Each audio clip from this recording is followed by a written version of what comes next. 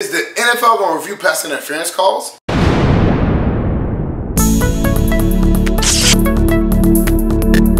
Subscribe to my channel and hit the bell icon so you never miss any video from my channel. Yo!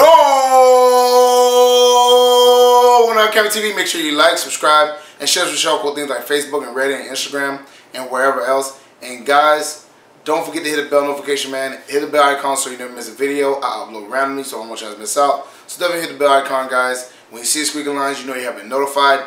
And guys, we got a lot to talk about. You know, one, the NFL announced their international games, and obviously the Carolina Panthers are one of those. So we got to talk about that and who we're facing off with. I also got to talk about why I'm not surprised that we're playing in London. So definitely got to talk about that. And I got to talk about this, you know, reviewing whatever pass interference calls, man. So we got a lot to talk about, guys. So let's get started. So the Carolina Panthers are finally going to have their international game. And I got mixed feelings about it. You know, one, I do like that the Carolina Panthers are going international, obviously playing in London, like I said before. And, you know, I want the NFL to expand this brand. You know, I like watching football. You know, so it'll be pretty cool if there's a team in London, which I don't think it will be because all the, you know, traveling would be kind of hard for the guys. But, you know, having teams in other areas, maybe, you know, having a London NFL, something like that, you know, whatever. You know, I'm all for the NFL expanding and, you know, ingratiating other, you know, locations like in London or Canada or, you know, whatever. That's pretty cool. But I have a few issues with this. One, you know, the Carolina Panthers are playing the Tampa Bay Buccaneers. And, you know, divisional games are very important. So, if we're playing, now mind you, both teams are affected by it because both of them have to go to London. That's true. But how is this going to affect the players? You know, jet lag is a very serious thing. They'll be on a flight for a long time, man. And it might affect the Panthers. Now, obviously, like I said, Tampa Bay Buccaneers are going through the same thing. But, in general, I want my team to be fresh. I want them to be ready because, you know, the Tampa Bay Bucs just hired Bruce Arians. I think they hired Todd Bowles as defensive coordinator. I think they're going to be a better team than they were last year. So, I don't want any issues. Divisional games are very important. You need to win those games. So, I don't want any of that situation affecting our gameplay on Sunday. And the other thing I have an issue with is that usually when they play in London, I don't know about y'all, but for me, their games be on super early in the morning. It'd be like 7 o'clock games or something like that, whatever, 6 o'clock games.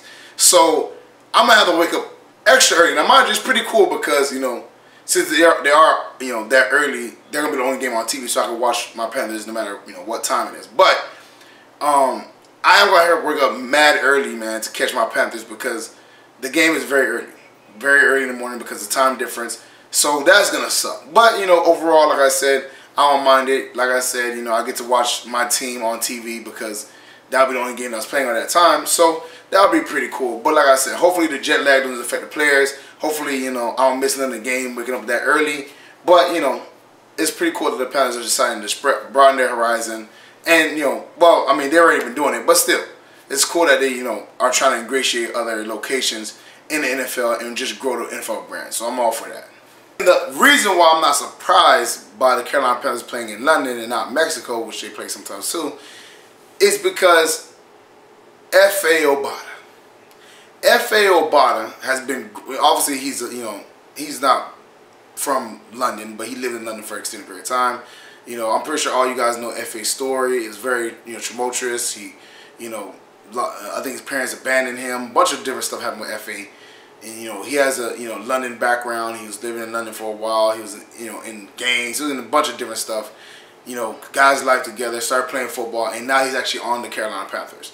So, this whole year I've just been seeing that the London fan base has been gravitating towards F.A. Obata and gravitating to the Carolina Panthers because I think he's the first London player, you know, on an NFL team. That's me being honest. I'm pretty sure he's the first London player to be on an NFL team.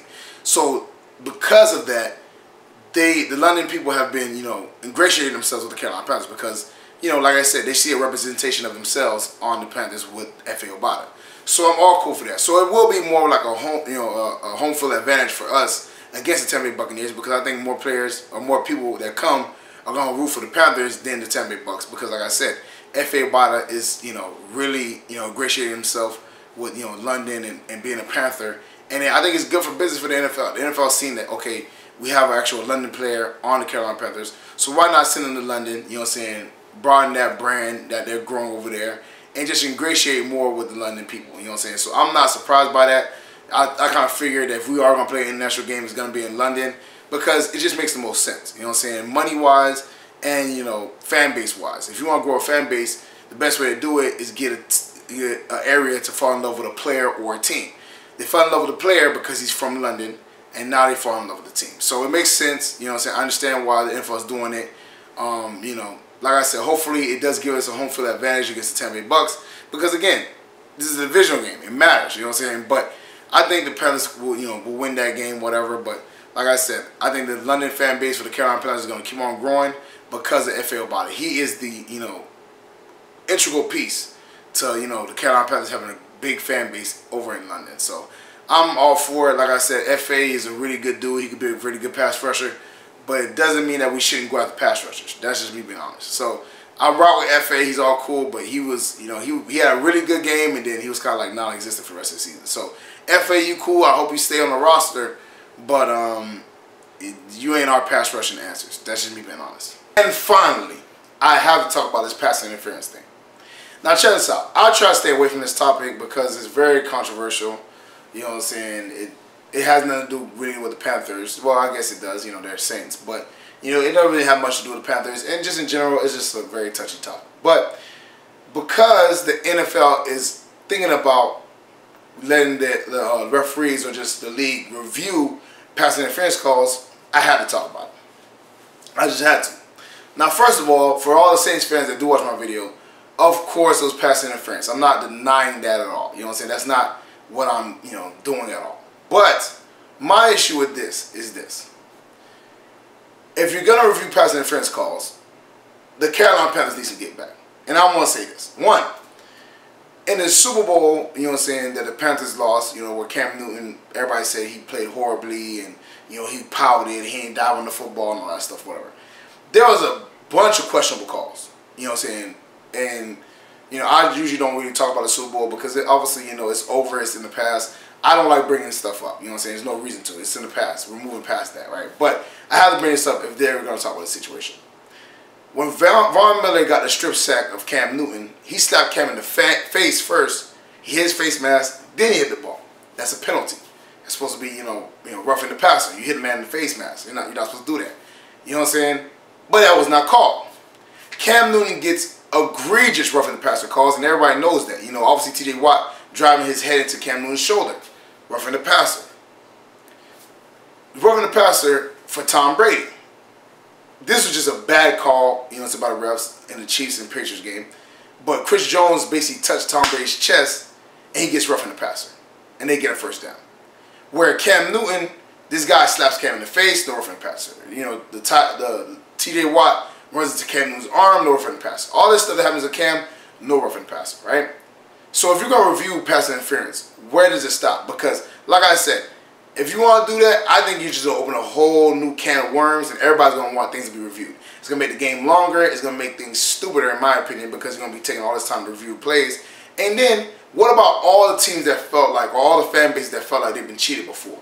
Now you do this, and you overrule this, or overturn this, and then all those fan bases are going to be like, so why didn't you do this for the Carolina Panthers? Why didn't you do this for the Seattle Seahawks? Why didn't you do this for, you know, the Green Bay Packers or the Pittsburgh Steelers or whatever? You know what I'm saying? It's just opening another can of worms. And then also, the Saints, it's not like the game ended on that play. The Saints went to overtime and had an opportunity to win the game. When Tom Brady got the ball in overtime against the Chiefs, he drove down the field, scored a touchdown, ended the game. Drew Brees got the ball first against the Saints, with the Saints against the Rams. He throws the interceptions. Rams, you know, end up kicking a field goal and winning the game. But everybody wants to hop on the pass interference. And like I said before, it was definitely pass interference. But if we start doing this, if we start reviewing flags, you can review as many flags as you want to, because there's like, you know, what about the holding calls against the lineman or the D lineman? You know what I'm saying? That happen on almost every play. What about, there's so many penalties that happen on a consistent basis that's not really prioritized. Even in that game, Jared Goff got a face mask called and nobody called. You know what I'm saying? That's why I lean towards the Shannon Sharp side on this, because there's so many plays. When is it going to stop? You know what I'm saying? And if they do use this rule where they can, you know, cause a rematch for the, you know, Rams and the Saints, how are Rams fans gonna feel? They're gonna feel pretty cheated, because now their team has to go play another game, and let's say hypothetically speaking they lose. Now Rams fans are in an uproar because they're like, listen, we should never play this game in the first place. If they win, now they're gonna be in an uproar still, because they're gonna be like, listen, now we gotta play the Patriots next week. We had no time to rest. We gotta do media week, all this other stuff. It's just gonna make the NFL messy. And adding replays towards flags just takes away more responsibility. It takes more credibility from the referees, and they can't be confident in their job. And also, it's gonna make the game longer, and it opens Pandora's box. So for me, I would not agree to this. If I was the NFL, this wouldn't even be a conversation for me. Because again, like I said, this is just the tip of the iceberg. It's gonna get way worse from here if they do this rule. If they you know, decide to continue this, it's gonna be horrible. Just like the catch rule. They said this wasn't a catch, and because of that one bad call, you know, with this wasn't a catch, it spiraled out of control, you know, with the Calvin Johnson catch to, oh, you know, now we change the catch rule, you got to maintain it through the until you hit the ground. Then they change it back to, oh yeah, now you don't got to maintain it. And like, everybody's confused about what a catch is, when before that call, everybody knew what a catch was. So I think this is just going to be a bad idea. Hopefully the NFL does not do this. You know what I'm saying? Yes, the Saints were robbed in that instance, but every team gets robbed. I'm going to show you a monologue of every team that got robbed. You got to accept it and move past it and look towards the next year. Because like I said, I think the Carolina Panthers definitely got robbed in the Super Bowl. You know what I'm saying? I feel like there's a lot of questionable calls. But you'll never see me, you know, upset about it. Because at the end of the day, we can still get back. We can still look forward. We can still rebuild our team. But harping on what happened in the past makes no sense to me. That's just me. Well, that's it for me, guys. Make sure you like, subscribe, and share cool things like Facebook and Reddit and Instagram and wherever else. And guys, get in the comment section. How do you feel about the Carolina Panthers playing in London? Do you think it's a good thing, bad thing? Let me know how you feel about that in the comment section. Also, do you think the Carolina Panthers are playing in London because of F.A. Obata? I definitely do. I think, you know what I'm saying, because they already see a London fan base growing for the Carolina Panthers, they're just trying to feed into that fan base. And finally, let me know how you feel about the missed PI call. Do you think they should review, you know, pass interference calls from now on, or do you think that's a bad idea? Let me know all that in the comment section below. Guys, definitely cop some LCameraTV apparel, shirts, hats, mugs, all types of cool stuff. That link is in the description below. Valentine's Day is coming up. Get your girl something nice, maybe a mug, a shirt, whatever. Let them know LCameraTV is rocking with y'all. You already know what it is. Check out the Patreon page. That link is also in the description below. You know what I'm saying? Exclusive content, blue reels, shout outs, all kinds of cool stuff. That link is in the Patreon. Share what you share all Panther things, you know, anything Panther related. You know, share all your Panther family, friends, even Panther fans, whatever. Let them know LCameraTV is rocking with Panther Nation. Panther Nation rocking with LCameraTV. Thank y'all for supporting and staying tuned and rocking with me, man. I see my videos are, you know, obviously getting, you know, since the views that, you know, I want and things of that nature. And I see you guys are subscribing. Thank y'all for my day ones. Thank y'all for everybody that's showing love and supporting and rocking with me, man. It's just my opinion, but I like that you guys like to listen. And I'm going to see you guys next time. Peace.